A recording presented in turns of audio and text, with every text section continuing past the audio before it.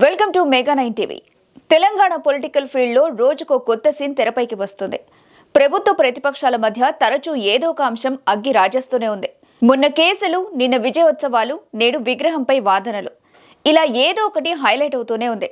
అయితే ఇవన్నీ కూడా సీఎం రేవంత్ లాజికల్ గేమ్ లో భాగమనేది పొలిటికల్ సర్కిల్స్ లో వినిపిస్తున్నమాట. అయితే ఈ లాజికల్ గేమ్ అంతా విపక్షాలకే ప్లస్ అవుతుందట. అదే ఇప్పుడు ఆసక్తి రేపుతున్న అంశం. ఇంతకీ రేవంత్ రెడ్డి లాజికల్ గేమ్ ఏంటి? ఆ గేమ్ విపక్షాలకు ఎలా అనుకూలమవుతుంది? Let's watch. ప్రస్తుతం తెలంగాణ రాజకీయ రంగంలో చోటు చేసుకుంటున్న పరిణామాలు థ్రిల్లర్ సినిమాను తలపిస్తున్నాయి.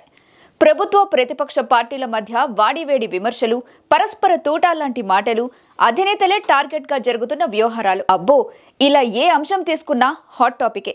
దేని గురించి మాట్లాడినా వివాదాస్పదమే. కాంగ్రెస్ అధికారంలోకి వచ్చిన తర్వాత ఈ పొలిటికల్ ఘాటు మరింత ఎక్కువైంది.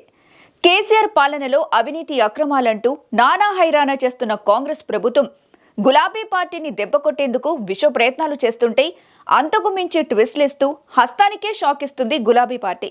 ఈ మధ్యకాలంలో సీఎం రేవంత్ ఎక్కడ చూసినా తెలంగాణలో కేసీఆర్ ఆనవాలు లేకుండా చేస్తానంటూ ఓ రేంజ్ లో పంచ్ డైలాగులు పేల్చుతున్నారాయన. అయితే పొలిటికల్ ఫీల్డ్ లో ఇలాంటి వ్యాఖ్యలు సర్వసాధారణమేనని భావించినా ఆ దిశగా కొంత గట్టిగానే అడుగులు వేస్తున్నారు సీఎం రేవంత్. ఇక అధికారంలోకి వచ్చిన తర్వాత టీఎస్ ను టీజీగా మార్చడం, రాష్ట్ర చిహ్నంలో మార్పులు చేయడం, ఇప్పుడు తెలంగాణ తల్లి విగ్రహ రూపురేఖలు మార్చడం వంటి చర్చలు చూస్తే ఈ విషయం ఇట్టే అర్థమైపోతుంది. అయితే ఈ చర్యలన్నీ కూడా సీఎం రేవంత్ లాజికల్ స్ట్రాటజీలోని భాగమనేది పొలిటికల్ సర్కిల్స్ లో వినిపిస్తున్న గుసగుస. ఎందుకంటే వీటన్నింటిలో మార్పులు చేయడం వల్ల కేసీఆర్ ఆనవాలు కనిపించమనేది రేవంత్ ఆలోచనగా చాలా మంది అభిప్రాయం. అయితే ఇలాంటి మార్పులన్నీ మిస్ఫైర్ అవుతూ చివరకు కాంగ్రెస్ కే ముప్పుగా మారుతున్నాయనే టాక్ కూడా వినిపిస్తుంది. టీఎస్ ను టీజీగా మార్చడం, రాష్ట్ర చిహ్నంలో మార్పులు చేయడం వంటి వాటిని ప్రతిపక్షాలు వ్యతిరేకించినా ప్రజలు పెద్దగా పట్టించుకోలేదు. కానీ ఎప్పుడైతే తెలంగాణ తల్లి విగ్రహంలో మార్పులు చేశారో అటు ప్రతిపక్షాల్లోనే కాకుండా ప్రజల్లో కూడా వ్యతిరేకత కనిపిస్తోంది.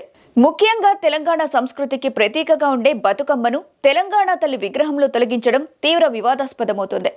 పైగా కాంగ్రెస్ గుర్తును సూచించేలా విగ్రహాన్ని తయారు చేయడం స్వార్థపూరిత నిర్ణయం అనే అభిప్రాయాలు కూడా వ్యక్తమవుతున్నాయి. దీంతో ఏదో చేద్దామనుకున్న రేవంత్ రెడ్డి ప్లాన్స్ అన్ని మిస్ఫైర్ అవుతూ చివరికి కాంగ్రెస్ కే ముప్పుగా మారుతున్నాయనేది కొంతమంది పొలిటికల్ పండిట్లు చెబుతున్నమాట.